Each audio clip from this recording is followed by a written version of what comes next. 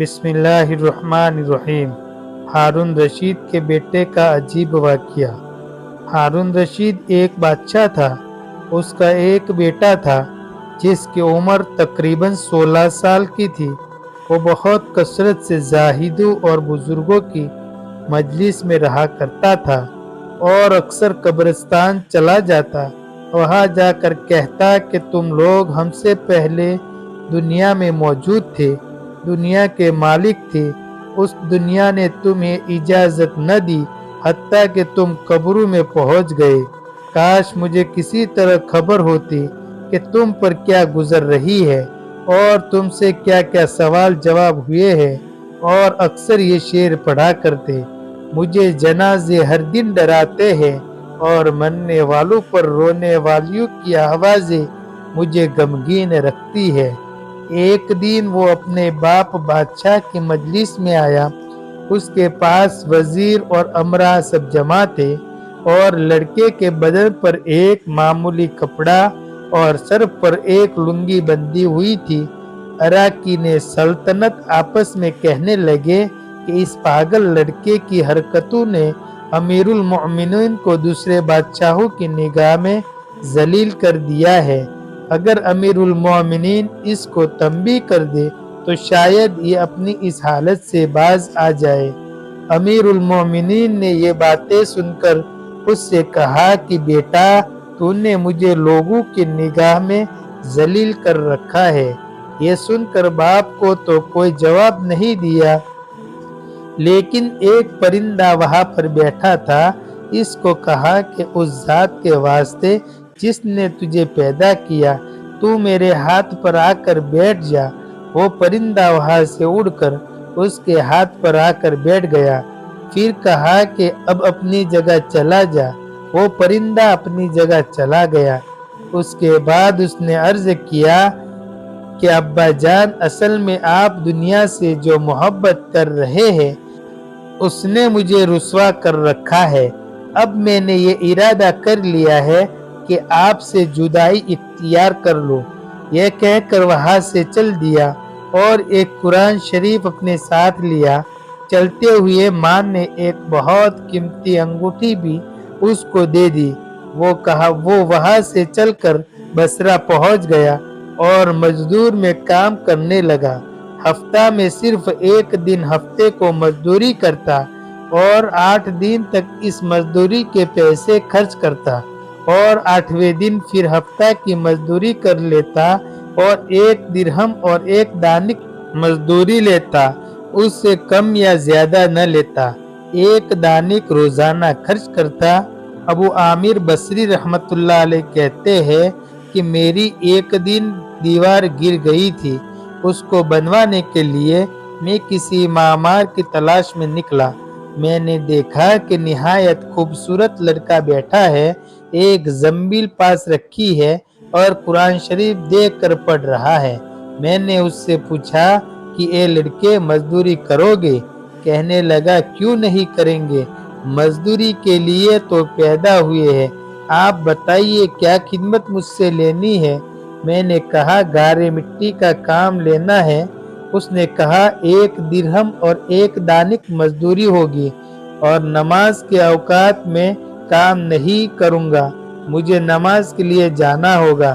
میں نے اس کی دونوں شرطیں منظور کر لی اور اس کو لا کر کام پر لگا دیا۔ مغرب کے وقت جب میں نے دیکھا تو اس نے 10 آدمیوں کے بقدر کام کیا۔ میں نے اس کو مزدوری میں 2 درہم دیے۔ اس نے شرط سے زیادہ لینے سے انکار کر دیا اور 1 درہم اور 1 دانک لے کر چلا گیا۔ دوسرے دن پھر میں اس کی تلاش میں نکلا، وہ مجھے کہیں نہیں ملا۔ میں نے لوگوں سے تحقیق کیا کہ ایسی صورت کا ایک لڑکا مزدوری کرتا ہے، کسی کو معلوم ہے کہ وہ کہاں ملے گا؟ کسی نے بتایا کہ وہ صرف ہفتہ کے دن مزدوری کرتا ہے، اس سے پہلے تمہیں کہیں نہیں ملے گا۔ مجھے اس کے کام کو دیکھ کر ایسی رغبت ہوئی کہ میں نے 8 دن تک تعمیر بند کر دی اور ہفتہ کے دن اس کی تلاش میں نکلا۔ وہ اسی طرح بیٹھا قرآن شریف پڑھتا पढ़ता हुआ मिला। मैंने सवाल किया और मजदूरी करने को पूछा। उसने वही पहली दोनों शर्तें बयान की। मैंने मंजूर कर ली। वो मेरे साथ आकर काम में लग गया। मुझे इस पर हैरत हो रही थी कि पिछले हफ्ते के दिन को उसने अकेले 10 आदमियों का काम किस तरह कर लिया। इसलिए मैंने इसी तरह छिप करके वो मुझे न देखे इसके काम करने का तरीका देखा, तो ये मंजर देखा कि वो हाथ में गारा लेकर दीवार पर डालता है और पत्थर अपने आप ही एक दूसरे से जुड़ते चले जाते हैं। मुझे यकीन हो गया कि ये कोई अल्लाह का वली है और अल्लाह के औलिया की गैब से मदद होती ही है। जब शाम हुई तो मैंने उसे 3 दिरहम देना चाहा, लेकिन उसने इनकार कर दिया कि मैं इतने दिरहम का क्या करूँगा, और 1 दिरहम और 1 दानिक लेकर चला गया। मैंने 1 हफ्ता फिर इंतजार किया और तीसरे हफ्ते को मैं फिर उसकी तलाश में निकला, मगर वो मुझे न मिला। मैंने लोगों से तहकीक किया तो एक शख्स ने बताया कि वो 3 दिन से बीमार है, फला वेरान जंगल में पड़ा है। मैंने एक शख्स को उजरत देकर उस पर राजी किया कि वो मुझे उस जंगल में पहुंचा दे। वो मुझे साथ लेकर उस वीरान जंगल में पहुंचा तो मैंने देखा कि वो बेहोश पड़ा है। आधी ईंट का टुकड़ा सर के नीचे रखा हुआ है। मैंने उसको सलाम किया, उसने जवाब न दिया।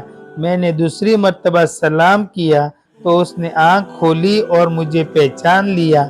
मैंने जल्दी से उसका सर ईंट पर से उठाकर अपनी गोद में रख लिया। उसने सर हटा लिया और कहा, मेरे दोस्त, दुनिया की नियामतों से धोखे में न पड़। उम्र खत्म होती जा रही है और नियामतें सब खत्म हो जाएगी।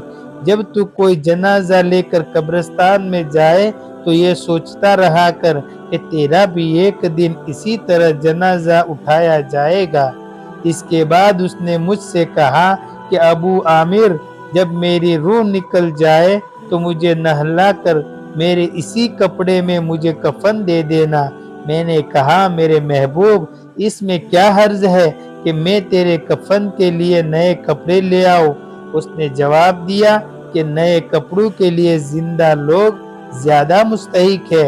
लड़के ने कहा, कफन तो बोसीदा हो जाएगा, आदमी के साथ तो सिर्फ इसके आमाल ही रहते हैं, और ये मेरी लुंगी और लोटा कब्र खोदने वाले को मजदूरी में दे देना, और ये अंगूठी और कुरान शरीफ हारून रशीद तक पहुंचा देना, और उसका ख्याल रखना कि खुद इन्हीं के हाथ में देना, और ये कह कर देना कि एक परदेसी लड़के की ये मेरे पास अमानत है, और वो आपसे ये कहकर गया है कि ऐसा न हो कि उसी गफलत और धोखे की हालत में आपकी मौत आ जाए।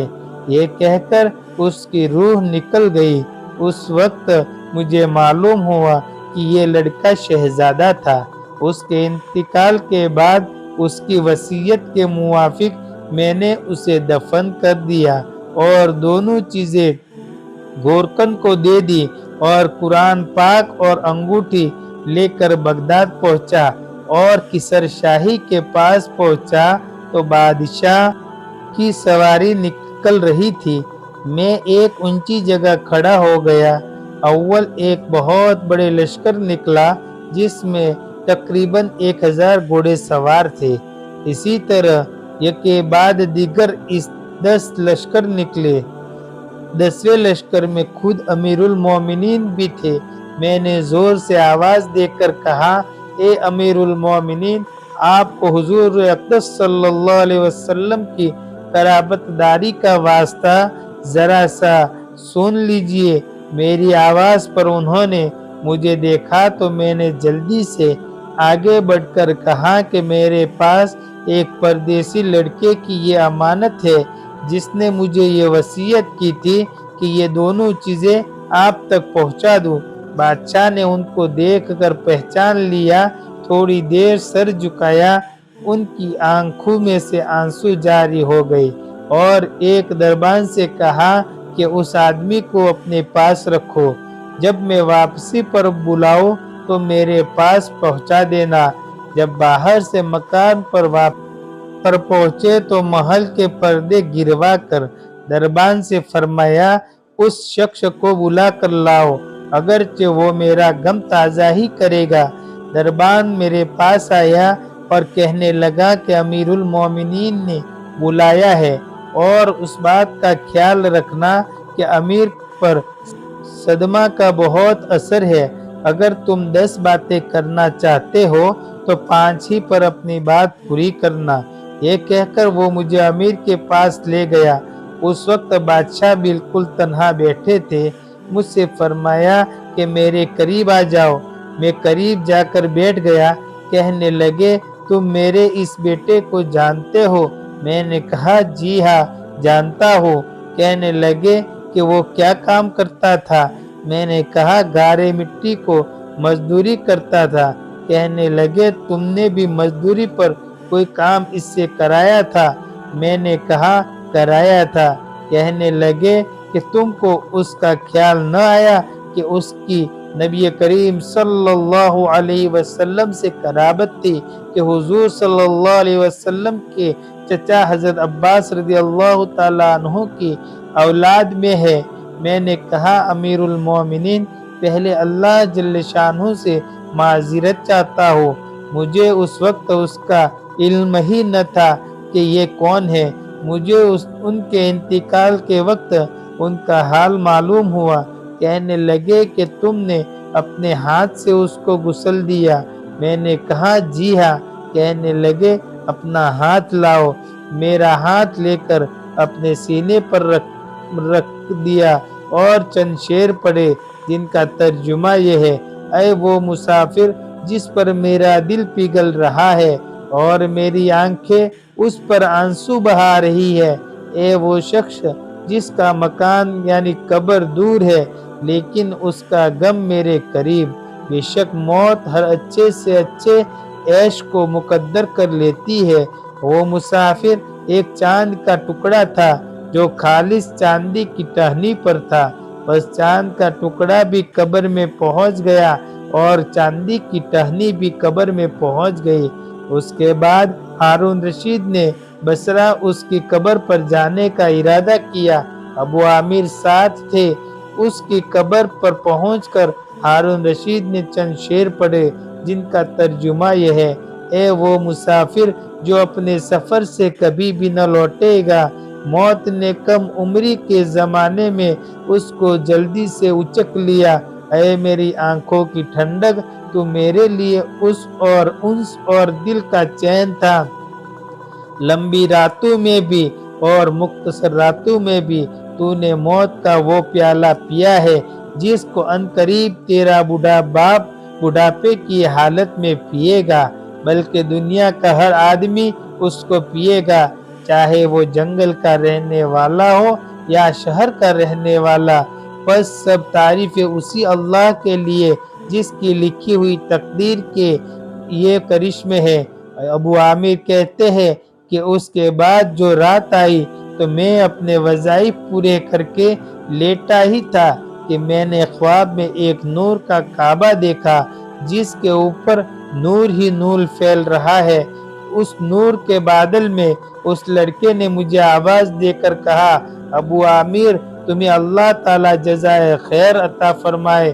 میں نے اس سے پوچھا کہ میرے پیارے، تیرا کیا حال گزرا؟ اس نے کہا کہ میں ایسے مولا کی طرف پہنچا ہوں جو بہت کریم ہے اور مجھ سے بہت راضی ہے۔